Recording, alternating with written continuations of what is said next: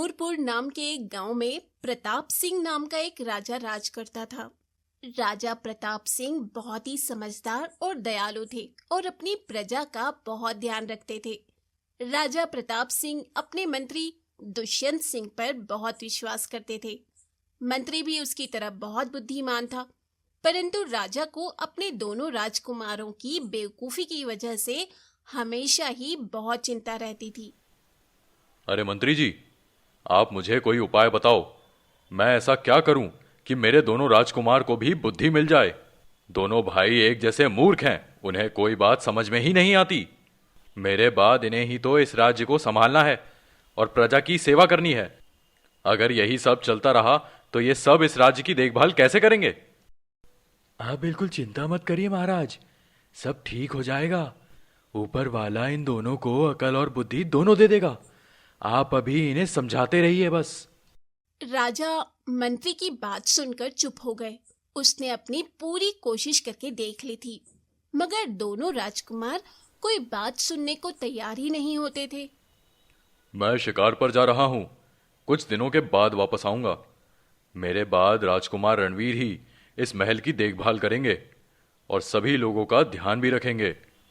मुझे पूरा विश्वास है राजकुमार कि आप मेरा विश्वास नहीं तोड़ेंगे, बल्कि जो जिम्मेदारी मैंने आपको दी है आप उसे अच्छे से निभाएंगे। आप बिल्कुल चिंता मत कीजिए पिताजी, आप मुझे बहुत बेवकूफ़ समझते हैं। आप जब शिकार से वापस आएंगे तो आपको पता चलेगा कि मैं इतना बेवकूफ़ नहीं हूँ, बल्कि मुझ में अकल है अकल।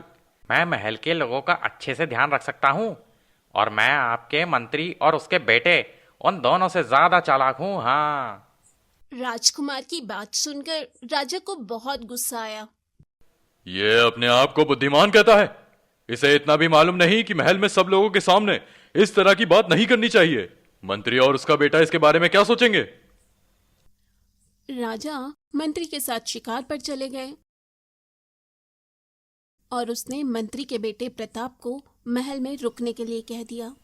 मुझे अपने बेटों पर बिल्कुल विश्वास नहीं है।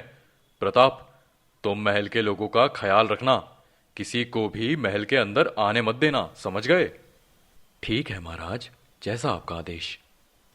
राजा को शिकार पर गए हुए एक दिन गुजर चुका था। राजकुमार रणवीर पूरे महल में घूम रहा था। उसका सिर घमंड से ऊंचा था। वो बहुत खुश था कि अब वो महल के नौकरों और सैनिकों पर अपना हुक्म चला सकता है। तुम सब लोग अपने अपने काम में लगे रहो, फालतू की बातें करने में अपना समय बर्बाद मत करो। महल की अच्छे से सफाई करो और अच्छा खाना बनाओ। मुझे कोई भी शिकायत नहीं मिलनी चाहिए, समझ गए? राजकुमार रणवीर अकड़ता हुआ नौकरों पर हुक्म चलाता हुआ अब दरबान के पास पहुंचा। वहां प्रताप भी खड़ा था। क्या हो गया है दरबान? यहाँ इतना शोर क्यों है? कौन है बाहर? अरे राजकुमार जी, बाहर एक आदमी खड़ा है जो खुद को राजा का दोस्त बता रहा है। उसका कहना है कि वह महल में आना चाहता है, मगर मैंने इस आदमी को इससे पहले महल में कभी नहीं देखा। मैं कैसे अंदर आने दूं, जबकि राजा ने मुझे ऐसा कोई हुक्म दिया ही नहीं। तुम हटो यहाँ से। तुम बहुत समझदार हो क्या? मुझे पता है कि क्या करना है। इस आदमी को मेरे सामने लाओ, मैं उससे बात करूंगा।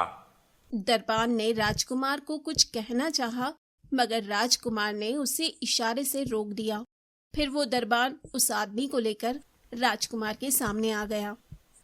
कौन हो आप और मेरे पिताजी से क्यों मिलना चाहते हो? अरे बेटा, मैं तुम्हारे पिता का दोस्त हूँ। मैं भी एक राजा हुआ करता था, मगर दुश्मनों ने मुझ पर हमला करके मेरा राज्य मुझसे छीन लिया। अब मैं एक आम आदमी हूँ, तो यह नौकर मुझे महल में आने ही नहीं दे रहा। यह नहीं जानता कि मैं तुम्हारे पिता के लिए कितना महत्वपूर्ण हूँ। वह मुझसे बहुत प्रेम करते हैं, हमारी बहुत सालों पुरानी दोस्ती है। अगर तुम्हारे पिताजी को पता चला कि तुम लोगों ने मेरे साथ यह व्यवहार किया है, तो वह कभी भी इस बात को पसंद नहीं करेंगे। पिताजी ने कहा था कि मैं सबकी सेवा करूं। अगर मैंने इस आदमी को महल में आने नहीं दिया तो पिताजी मुझ पर गुस्सा करेंगे और कहेंगे कि मैं बहुत बेवकूफ़ हूं, जो उनके दोस्त को पहचान नहीं सका।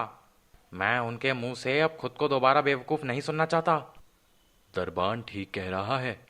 राजा अभी महल में नहीं है। जब वह आएंगे तो आप तब आ जाइएगा। हम में से कोई भी आपको नहीं जानता, इसलिए हम आपको महल में नहीं आने देंगे। प्रताप के बीच में बोलने पर राजकुमार को बहुत गुस्सा आया और उसने प्रताप से गुस्से में कहा, प्रताप, तुम यहां से चले जाओ। तुम कौन होते हो महल के मामले में बोलने वाले? यह आदमी मेरे पिताजी का दोस्त है। मेरे लिए बहुत सम्मान रखते हैं ये। आप आइए मेरे साथ। मैं आपके लिए एक खास कमरा तैयार करवाता हूं। प्रताप और दरबान के साथ साथ बाकी सैनिक भी राजकुमार को रोकते रहे, मगर राजकुमार ने किसी की भी बात नहीं मानी और उस आदमी को लेकर एक कमरे में आ गया। आप यहाँ पर आराम करें। आपको किसी भी तरह की चिंता नहीं होगी। जो आपको चाहिए होगा वह आपको मिल जाएगा। अरे बेटा, तुम कितने अच्छे हो। तुम्हारे पिता ने तुम्हें कितने अच्छे संस्कार दिए हैं। वाह वाह वाह। मैं तो परेशान हो गया था कि अब तो मुझे महल में ये लोग आने ही नहीं देंगे। तब मैं क्या करूंगा।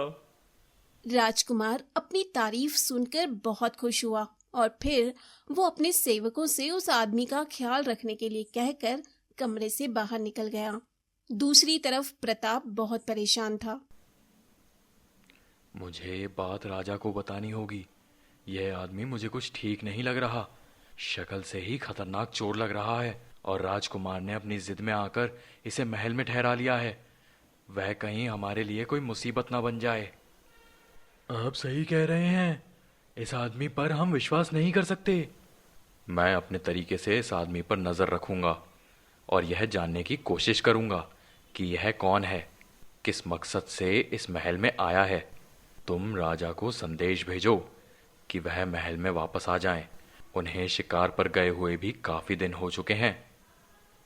राजा को तुरंत ही सैनिकों के द्वारा संदेश भेजा गया और दूसरी तरफ प्रताप भी चोरी छिपे उस अजनबी पर नजर रखने लगा। जब आधी रात को वो अजनबी आदमी अपने कमरे से निकला। खजाने वाला कमरा पास में ही है। मुझे वहां पहुंचने में देर नहीं लगेगी। वो आदमी थोड़ा दूर गया तो उसे 2 सैनिक दिखे। अरे वाह, मैं भी कितना चालाक हूँ। सारा इंतजाम करके आया हूँ।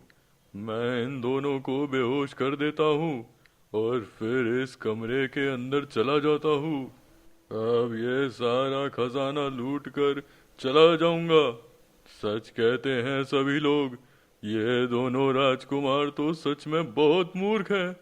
इनको बेवकूफ बनाना कौन सा मुश्किल काम है।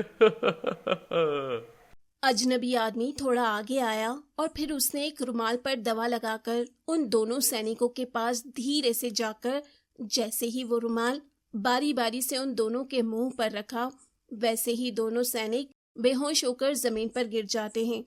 फिर वो चारों ओर अपनी नजर दौड़ाकर चुपके से खजाने वाले कमरे में चला गया। मैं जल्दी जल्दी थैले में ये सोने के सिक्के डाल लेता हूँ और फिर यहाँ से निकलने की कोशिश करता हूँ। इससे पहले कोई आ जाए, मुझे यहाँ से दूर भाग जाना चाहिए। उस आदमी ने सोने के सिक्के अपने थैले में डाले और वहां से तेजी से बाहर निकलने लगा। जैसे ही वो कमरे के बाहर निकला तो वो सामने प्रताप, राजा और मंत्री के साथ बाकी सैनिकों को देखकर चौंक गया। पकड़ लो इस आदमी को। कौन है ये और इस महल में किस इरादे से घुसकर आया है? यह यहाँ से बचकर न जाने पाए।